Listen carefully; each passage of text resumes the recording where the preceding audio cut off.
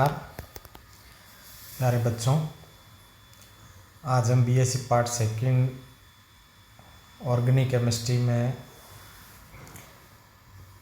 नामकरण नोमेनक्लेचर और कार्बनिक यौगिकों की सामान्य जानकारी के अंतर्गत कार्बोक्सिलिक अम्ल व्युत्पन्नों के नाम और उनकी संरचनाएं समझेंगे।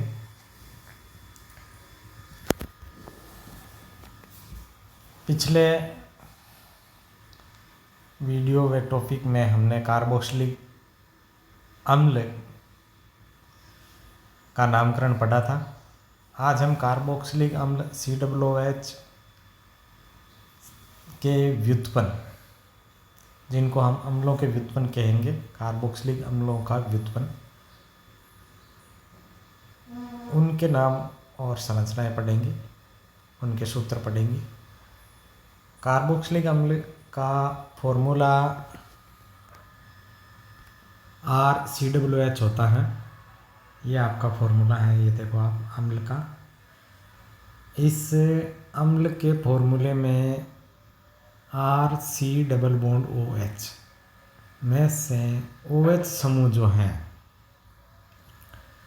ये आपका OH जो है, उस OH को हटाकर OH की जगह पे यदि आप कोई अन्य इसी प्रकार का समूह डालते हो, जैसे यहाँ पे Z डाला गया, तो उसे आप अम्ल का व्युत्पन्न कहेंगे। इसमें OH को हटाने के बाद जो पीछे समूह बचता है, इसको आप एसिल समूह कहेंगे। RC एसिल समूह। तो एसिल समूह वैसे ही रहेगा और OH समूह का प्रतिस्थापन आप OH की तरह ही एक अन्य समूह या परमाणु से, जैसे हेलोजन लगा सकते हैं आप, ऑक्सीजन एवं नाइट्रोजन वाले इसमें समूह आ सकते हैं। क्रियाशील परमाणु होना चाहिए यहाँ OH की जगह पर, या समूह होना चाहिए। जैसे यहाँ पर एक जनरल नाम दिया आपका Z दिया गया है, तो इसे कार्बोक्सिलिक अम्ल का व्युत्पन्न कह देंगे। अब कार्बोक्सिलिक अम्ल व्युत्पन्नों में पहला अम्ल व्युत्पन्न है आपके अम्ल हैलाइड। अम्ल हैलाइड में ये जो OH था, उसकी जगह पे ये देखो Cl आ गया। OH की जगह पे Cl आ गया, यानी हेलोजन आ गया, तो इसको आप अम्ल हैलाइड कहेंगे। Cl भी आ सकता है, हेलोजन परमाणु कोई भी आ सकता है, FCl Br या I आ जाता है। OH को प्रतिस्थापित कर देते हैं इनके द्वारा, तो अम्ल हैलाइड बन जाता है। इन्हें एसिल हैलाइड भी कहते हैं।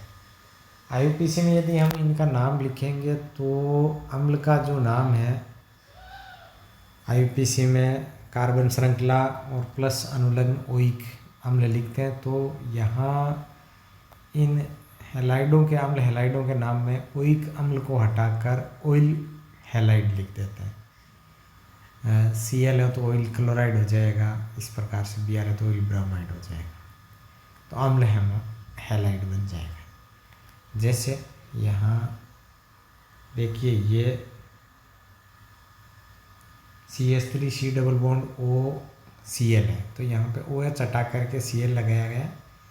जब OH रहता है तो इसका नाम एथेनोइक अम्ल होता है, और अब ये एथेन प्लस ऑयल क्लोराइड लिख करके एथेनॉल क्लोराइड हो गया। इसी प्रकार से यदि आपका ये बेंजोइक एसिड होता है और उसमें आपका Cl की लगा दिया OH की जगह, तो ये बेंजोइल क्लोराइड बन गया। इसी प्रकार से आप यदि अन्य क्रियात्मक समूह और अंदर हैं या डबल बॉन्ड ट्रिपल बॉन्ड है, तो उनके क्रमांक और लिख देते हैं सामान्य की तरह। अंत में अनुलग्न इसका ऑयल क्लोराइड लिख देते हैं।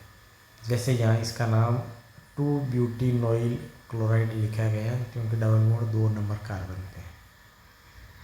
COCl को फंक्शन ग्रुप मानेंगे, फंक्शनल ग्रुप मानेंगे, तो ये कार्बन है 1 नंबर पे, इससे जुड़ा हुआ CH2 2 नंबर पे, CH फिर 3 नंबर पे, तो ये 3-ब्यूटेनॉइल क्लोराइड होगा। 1 2 3। ये इस नाम को थोड़ा सही कर लें आप, ये जो नाम है वो थोड़ा सा गलत है, इसको 2 की जगह 3 पढ़ा जाए तो 3-ब्यूटेनॉइल क्लोराइड बन जाएगा।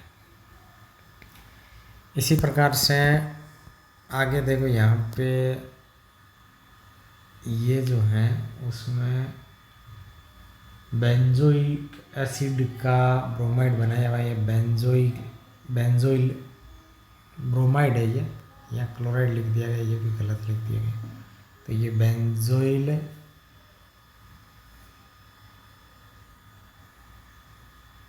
ब्रोमाइड और इसके 4 पोजीशन पे F है तो 4-फ्लोरोबेंजोइल ब्रोमाइड बन गया। अगला नाम C6H5CH3CH2COCl है। तो यहाँ पे कार्बन श्रृंखला आप गिनेंगे, C6H5 को क्या करेंगे आप, ये गलत है पूरा ही, क्या लिख दिया है, इसका नाम होगा 1 2 3 4। ठीक है, तो 3 सही है बिल्कुल, ब्यूटेन प्लस ऑयल सही हो गया ये एकदम, ये नाम सही है, ये ब्यूटेन। 3 नंबर पे मैथिल नहीं होकर के ये 3-फेनिल होगा, ये नाम गलत हो गया, यहाँ पे फेनिल समझ जुड़ा हुआ है तो 3-फेनिल ब्यूटेनॉइल क्लोराइड हुआ। इसी प्रकार से आगे वाला जो नाम है इसमें यदि अपन चलते हैं तो ये साइक्लोहेक्सेन का आपका अम्ल क्लोराइड बना हुआ है, तो साइक्लोहेक्सेन कार्बोनिल क्लोराइड नाम हो जाएगा। जब कार्बन शामिल होता है तो ऑयल क्लोराइड लिखना है, और जब कार्बन इसमें नंबर में शामिल नहीं है, जैसे यहाँ पर ये कार्बन जो है वो हेक्सेन में काउंट नहीं हो रहा है 6 कार्बन में, तो इसको हम कार्बोनिल क्लोराइड कहेंगे। इसी प्रकार से अगला है अम्ल एनहाइड्राइड। तो अम्ल एनहाइड्राइड में आप कोई भी 2 अम्ल है उनमें से एक जल का अणु निकाल दें तो अम्ल एनहाइड्राइड बनेगा। और इसकी जो संरचना है वो आपके ये देखो इस टाइप की बन गई। यहाँ पे ये RC डबल बॉन्ड O जो था आपका, देखो ये यहाँ पे दोनों तरफ से COR है और वाला एसिड से जल निकल गया और एनहाइड्राइड बन गया। अब इस एनहाइड्राइड में 2 एसिड समूह हैं, तो दोनों एसिड समूह समान है तो फिर डाई एक जैसा ही नाम रहेगा और उसमें आपको एनहाइड्राइड लिख देना है, एसिड का नाम लिख करके एनहाइड्राइड लिख देना है। यदि वो अलग अलग एसिड से बना है एनहाइड्राइड तो दोनों एसिडों के में नाम जो है वो अल्फ़ाबेट में लिख करके और फिर बाद में एनहाइड्राइड लिख दिया जाता है। बस अम्ल हटा करके एनहाइड्राइड लिखना है, ये ध्यान रखना है। तो यहाँ इसमें देखिए ये जो नाम है ये CH3COO CH3, इसमें CH3CO वाला समूह दोनों तरफ है, तो ये एसिटिक एसिड से आया है, दोनों तरफ एसिटिक एसिड वाला फॉर्मूला है, तो एसिटिक एसिड से जल निकाल करके बनाया गया तो एसिटिक एनहाइड्राइड बन गया।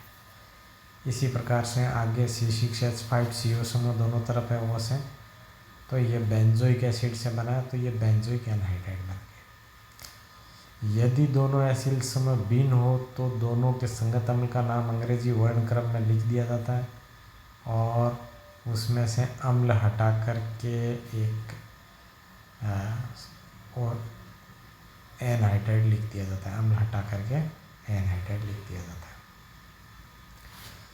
जैसे यहाँ इसमें देखिए आपके ये एक तरफ CH3CO समूह है, एक तरफ CH3CH2CO समूह है, एक तरफ एथेनोइक एसिड से बना हुआ है, एक तरफ से प्रोपेनोइक एसिड से बना हुआ है, तो ये एथेनोइक प्रोपेनोइक एनहाइड्राइड बन गया।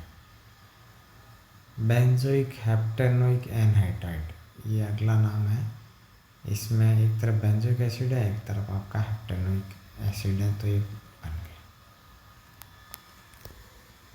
इसी प्रकार से आगे हम देखते हैं एस्टर के लिए। ये एस्टर, यदि कार्बोक्सिलिक अम्ल RC डबल बॉन्ड OH में OH समूह को एल्कोक्सी OR समूह से प्रतिस्थापित कर दें तो आपका एस्टर बन जाता है। इनको IUPAC पद्धति में एल्किल एल्केनोइड कहेंगे। और RC डबल बॉन्ड OR का एल्किल समूह R पहले लिखते हैं, बाद में एसिल भाग का नाम लिखते हैं। एसिल भाग का नाम संगत अम्ल के नाम से ओइक अम्ल हटाकर OH लगा देते हैं। अब यहाँ ये ध्यान देना है कि ये देखो, जैसे एस्टर जो बना था इसमें ये OR समूह आने से एस्टर बन गया एसिड का, ठीक है। लेकिन नाम जब लिखेंगे तो ये आपका कार्बन श्रृंखला इधर जो बड़ी है उसको मान लेंगे और इधर O से जुड़े हुए को एल्किल मान लेंगे। अब नाम में एल्किल पहले लिखा जाता है और OH वाला जो नाम है वो बाद में लिखा जाता है, तो इसका नाम होगा एल्किल एल्केनोएट। जैसे यहाँ पे उदाहरण आ गया आपके ये CH3CO CH2CH3, तो एथिल एथेनोएट बन गया।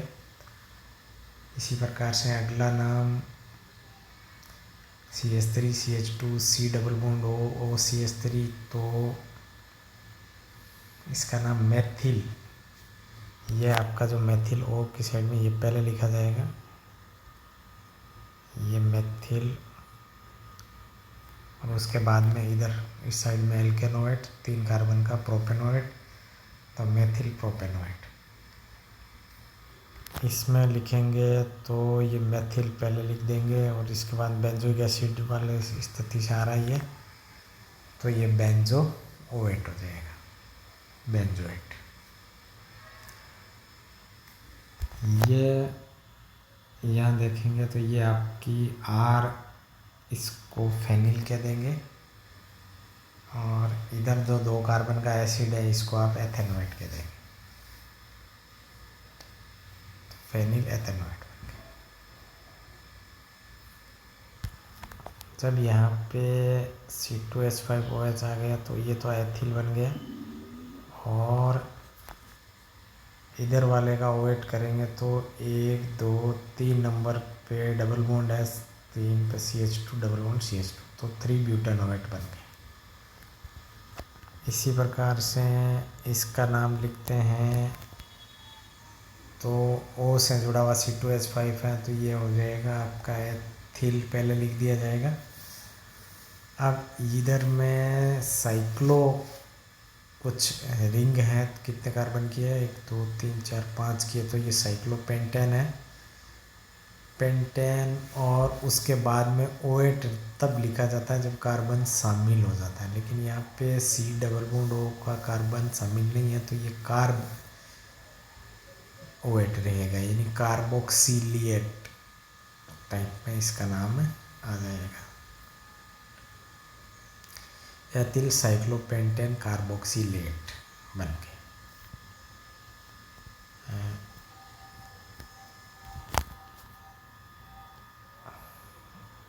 इसी प्रकार से एमाइड है, ये एमाइड में आपका C double bond O O H में से ओ एच समूह को हटा करके एमिनो समूह डाल देते हैं NH2, तो एमाइड बन जाएगा। और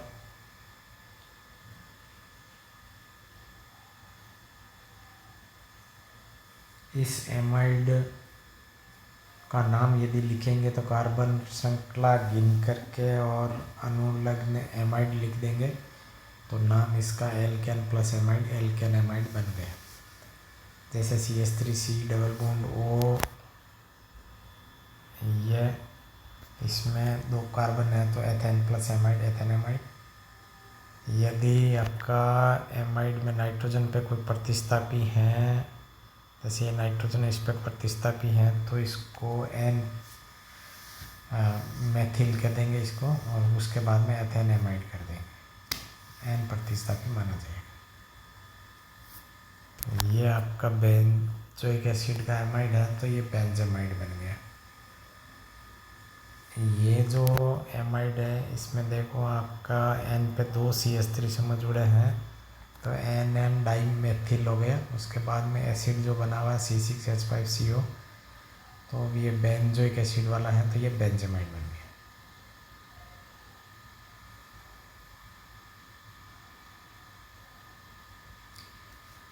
अगले वाले में एमाइड में आप यहाँ देखेंगे तो साइक्लो वाला पेंटेन का एमाइड है, कार्बन शामिल नहीं है, तो कार्बन इसमें काउंट करेंगे एमाइड में। और 2 नंबर पे मेथिल जुड़ा हुआ है तो 2 मेथिल साइक्लोपेंटेन कार्बेक्सेमाइड नाम ले जाएगा इसका। कार्बन शामिल हो जाता है तो केवल एमाइड लिखना है अनुलग्न, नहीं तो फिर कार्बेमाइड अनुलग्न लिखना है। इसी प्रकार एक इसमें एमाइड दोनों तरफ में हो, यूरिया है NH2CO NH2, ये भी एक कार्बनिक अम्ल का डाइएमाइड व्युत्पन्न है, इससे कार्बेमाइड अथवा यूरिया भी कहते हैं। इसका IPC नाम अमीनो मेथेनेमाइड है। तो ये हो गया। तो आज अपन ने अम्ल व्युत्पन्नों के जो नाम पढ़े हैं, और अम्ल व्युत्पन्न में अम्ल एमाइड, अम्ल एनहाइड्राइड, एमाइड, यूरिया, और इधर ये एनहाइड्राइड और एस्टर, इन सब को पढ़ें तो इनका नाम आप कुछ उदाहरण लेकर के लिखेंगे। थैंक्स।